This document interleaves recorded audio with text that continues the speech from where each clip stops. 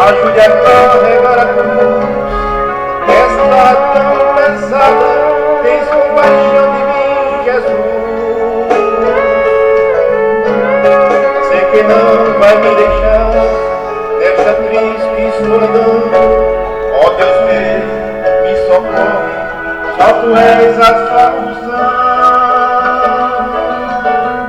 Sei que não vai ficar assim, mesmo que ninguém dê jeito.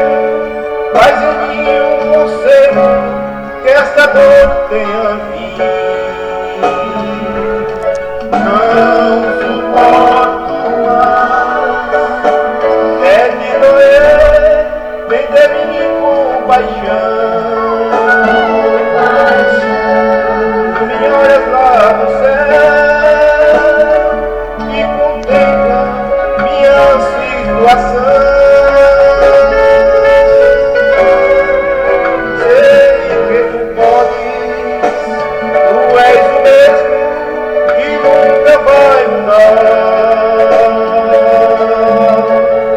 Se pra mim não tem conserto, Tu és grande, dá um jeito, a resposta virá.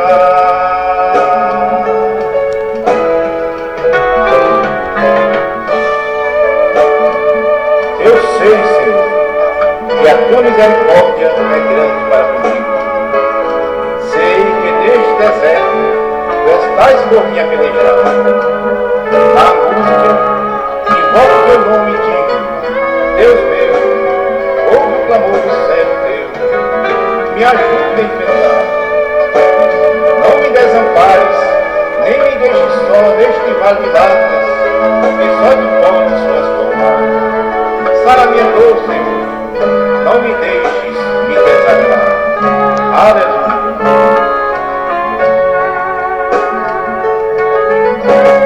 Quantas vezes eu clamo, não aguento mais sofrer. Livra-me deste vale, que pra mim é de doer. Mas o Deus que prometeu é o único que não falha. O homem promete e não faz, Deus cumpre o que fala. Ele tem visto meu gemido quando clamo, ó Deus meu. O Senhor enviou anjos, todas as lágrimas recolher, me levou junto a Deus. Anjos sobe e leva choro. Deus manda renovo para os escolhidos seus. Me diz: eu sou teu Deus, a tua dor eu contigo estarei. E ajudo e sustento, nunca te desamparo.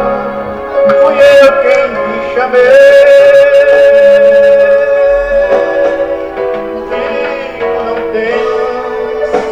Eu sou o mesmo e nunca vou mudar. Se pra ti não tem conserto, não chores, vou dar um jeito, a resposta virá. Se pra ti não tem conserto, não chores, vou dar um jeito, a resposta virá.